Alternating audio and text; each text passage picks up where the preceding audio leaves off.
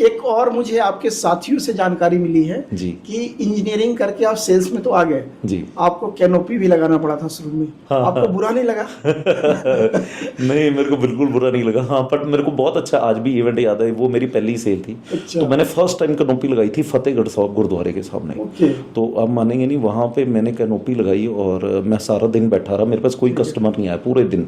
Okay. मतलब क्योंकि लोग वहाँ पे मत्था टेकते हैं, लोग आते हैं मत्था टेकते हैं, सैटरडे संडे उनका अपना एक रिलीजियस मॉडल है। लेकिन वहाँ पे जब आए लोगों ने मत्था टेका और जब बाहर खड़ा तो मैंने एक सोडा, मतलब लोग ना, एक सोडा फैक्ट्री वाला था वहाँ पे, छोटी छोटी सोडा बॉटल्स मिलती हाँ थी। जी। तो मैंने उसके पास जाके ना कैनोपी लगा ली। मैंने कहा चलो लोग आएंगे सोडा पियेंगे तो जाते जाते मेरा प्रोडक्ट भी देख लेंगे। सीखने की जरूरत है ना सेल्स तो को। तो मैंने जब वहाँ पे लगाया तो वहाँ पे मेरे पास लोग आने लगे। तो आप मानेंगे नहीं, वहाँ पे मेरे पास एक कस्टमर आए तो उन्होंने वैसे ही मेरे से पैम्फलेट ले लिया और मेरे से बात करने लगे। तो मेरे को कहते क्या है, तो मैंने उस टाइम पे 1 BHK थे हमारे पास। तो मैंने कहा जी 1 BHK। तो उन्होंने मेरे पास से 10 1 BHK लिए इकट्ठे, एक ही दिन में 10 1 BHK।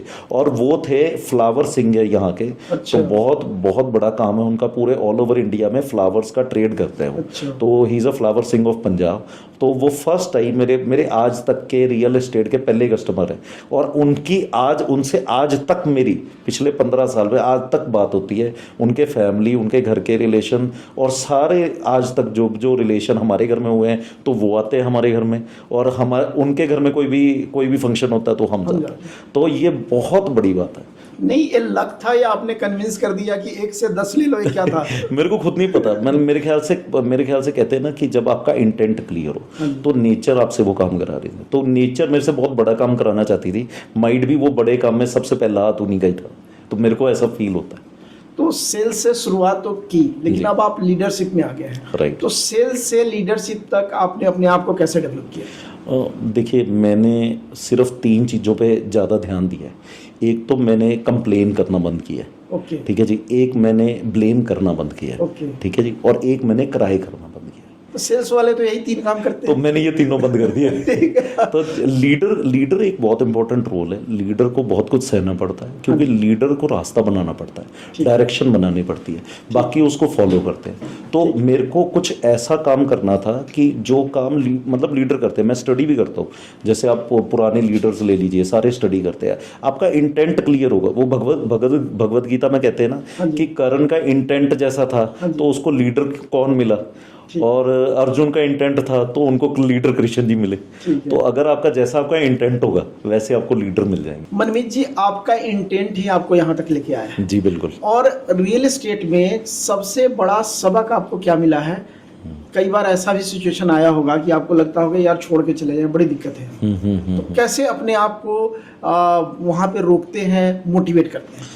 देखिए, मैं यहाँ पे ये कहता हूँ कि जब आप एक कंकर वाली रोड पे चल रहे हैं और आपने जूते पाए हुए हैं तो चैलेंजेस है, तो आप धीरे धीरे करके चल पड़ते हैं, ठीक है जी। मतलब चैलेंजेस होते हैं आपके आउटसाइड द बॉक्स, लेकिन आप धीरे धीरे करके चल लेते हैं क्योंकि आपने जूते डाले हुए हैं। लेकिन अगर रोड साफ है और जूते के बीच में कंकर है, ठीक है जी, तो आप एक सेकंड भी नहीं चल सकते।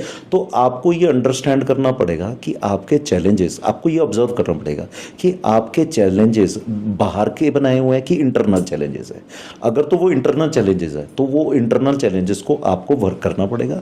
अगर वो चैलेंजेस बाहर के चैलेंजेस है तो आपको धीरे धीरे चल के उनका सोल्यूशन देखते हुए उनको निकलना पड़ेगा। तो मैं वैसे ही निकला। तो वो कहते हैं ना कि नदियाँ अगर चाहती हैं इज्जत कराना तो उनको पहाड़ों को छोड़ना ही पड़ेगा, तभी वो नदियां इज्जत कराएंगी जी अपनी। तो हमने अगर अपनी इज्जत करानी है तो हमें पहाड़ों को छोड़ना पड़ेगा, प्रॉब्लम्स को छोड़ना पड़ेगा, नेगेटिव चीज़ों को से दूर रखना पड़ेगा अपने आप को। तो जितना हम नेगेटिव चीज़ों से दूर रखेंगे और पॉजिटिव माइंडसेट करेंगे तो हमें उसका रिजल्ट अपने आप मिल जाता है। और अगर जूते के अंदर कंकड़ है, क्या करते हैं उसको? इलाज क्या करते हैं आप? देखिए, 2 इलाज है। या तो निकाल दें उसको, इंटरनल है, इंटरनल है निकाल ले, उसका निकालने का बहुत तरीके हैं, ठीक है जी। तो वो निकाल भी सकते हैं, या वो जूता ने आप रिप्लेस कर सकते हैं आप, ठीक है। आप क्या करते हैं? हम तो निकाल देते हैं। जूता वही पहनते हैं क्योंकि मेहनत का जूता है। हम वो कंकर को निकाल देते हैं, तो उस चीज को, उस प्रॉब्लम को मौका भी देते हैं कि भाई तू सीधा हो जा, फ्लैट हो जा, ये दर्द ना दे। नहीं, मौका देना मेरे ख्याल से वाजिब है नहीं, नहीं, क्योंकि वो कंकर ज़्यादा प्रॉब्लम दे देता है। ठीक तो फिर आपके पैर में कहीं भी घुस सकता है, आपकी बॉडी स्ट्रीम में जा सकता है, आपके खून में जा सकता है और आपको प्रॉब्लम जूते को भी खराब कर सकता है। जूते को भी खराब कर सकता है, आपकी बॉडी को भी हार्म कर सकता है। तो मेरे ख्याल से उस कंकर को जल्दी से जल्दी, एज सून एज पॉसिबल, उसको निकाल देना चाहिए। ये आपके सेल्स स्ट्रेटजी का एक पार्ट आज ये समझ में पार्ट आया। है, ये पार्ट है जी आज।